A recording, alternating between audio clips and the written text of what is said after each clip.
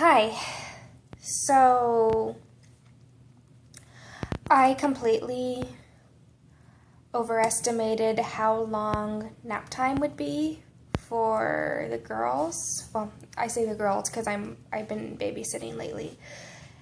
And they woke up just as I was done praying and studying, and I wrote a little bit of what I collected, and I kind of want to share it with you, but there's a lot of rabbit trails. But you might hear babies in the background, and you might hear the ABCDs or other silly sounds. And I apologize for that. But I will do the best that I can to share with you what I learned. Now, basically what I'm going to be teaching you or showing you what God showed me is who He is, who God really is. And I'm not going to tell you everything because that would last forever because God's so many different things, but just a couple of things that He shared with me, mostly in the book of Deuteronomy. And normally I don't like to teach the Old Testament because of its irrelevance to our everyday lives. However, God showed me a lot today how important the Old Testament is. And kind of like, I don't know if you've seen a pilot episode to a series, especially if it's a series that has a very, very deep story and a lot of episodes, a lot of seasons. The pilot is normally really long and really boring and kind of different from the rest of the series. And that's how I kind of view the Old Testament, because it's a lot like a pilot episode of a TV show, because a pilot episode is meant to do character development, and it shows you the deep innermost parts of the character, so later on in the series you understand why the characters made certain decisions they did, and you understand why they did certain things because it was all explained of the kind of person they were in the pilot episode. And the New Testament shows most of God's actions and most of what He does that's relevant to us today, every day.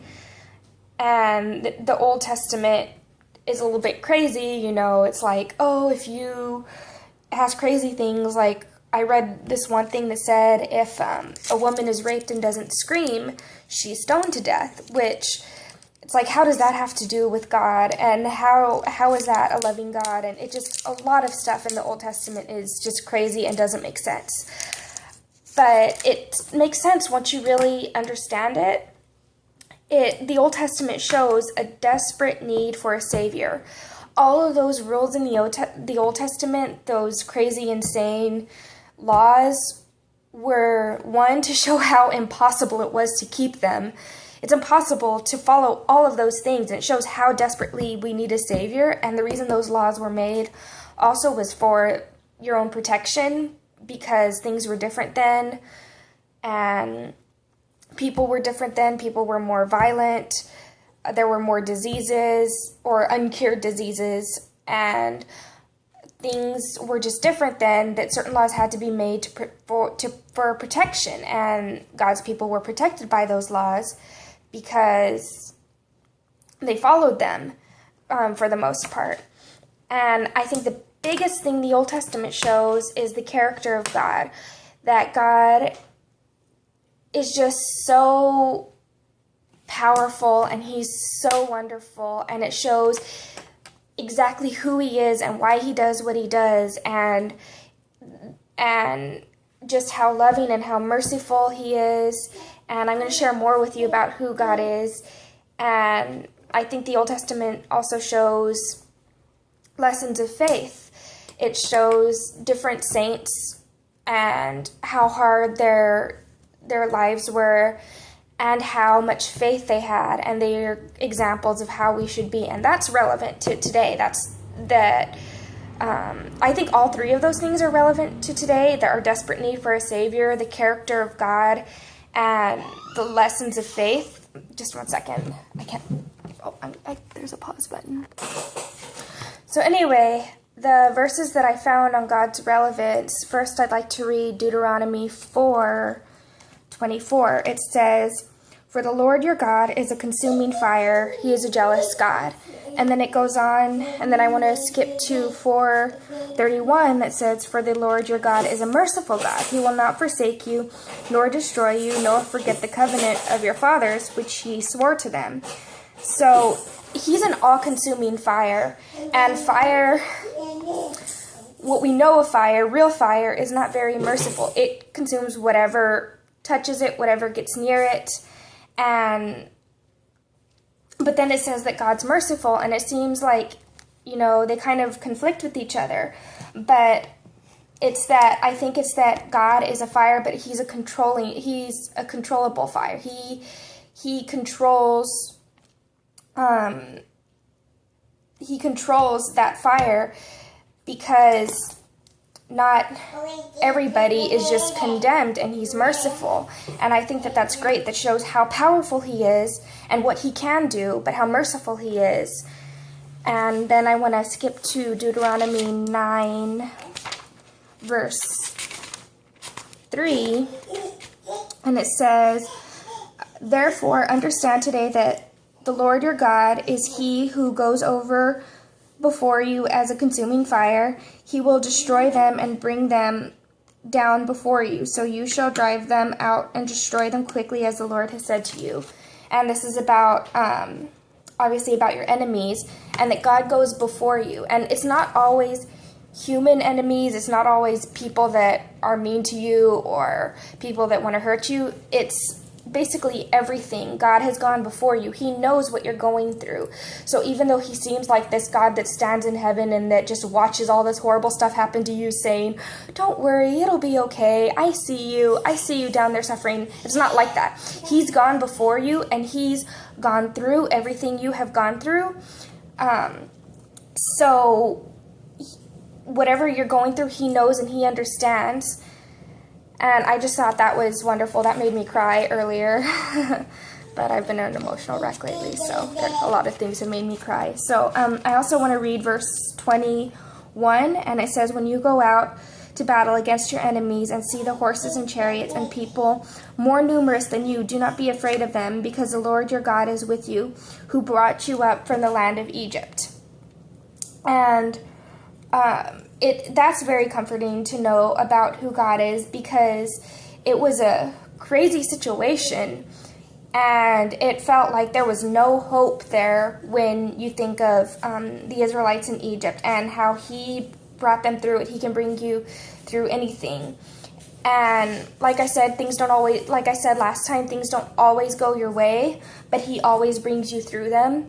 And he gives you strength when you ask, and he gives you hope when you ask, and he gives you peace when you ask. But it's not always the way you want it to look. Now I want to move to chapter 33, verse 27. And I really liked this.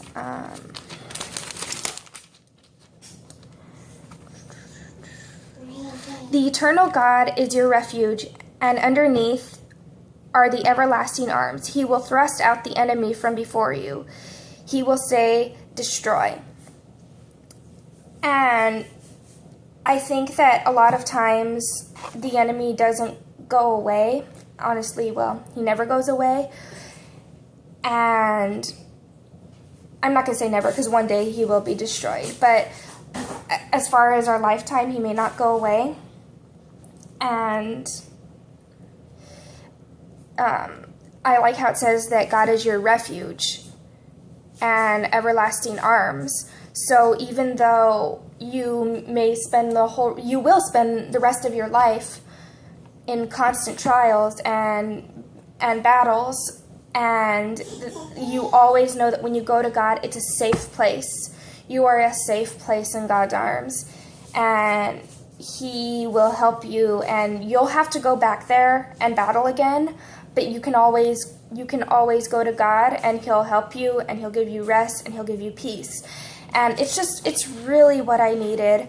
I was not trusting at all in God and what he wanted, and I I've been really needing peace and rest, and my health is just not going well. And yesterday I was freaking out because I was worried about, my health, and I was just not trusting God, and I was, doing these chakra meditations and stuff like that instead of meditating on God. And sometimes those things, do help. Sometimes listening to calming music, sometimes listening to certain things help you, sometimes reading helps, but that's not the main thing that you need. That's not what you need to go to first for your source of peace. You need to go to God first, and He gives you peace, and He gives you rest, and that's just the greatest thing I've learned. So that's the end of this devotional. And if you guys have any prayer requests, again, just comment me or inbox me. If you have my number, call me. Text me. It doesn't matter. I'm ready to pray for you, and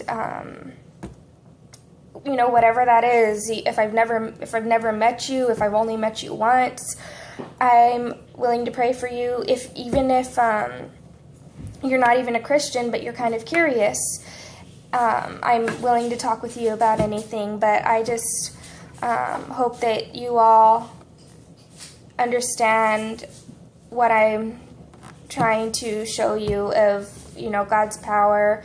And I want to demonstrate God's love and just, be there for you if you need me. And I hope you all have a great day, and I'll see you soon. Bye.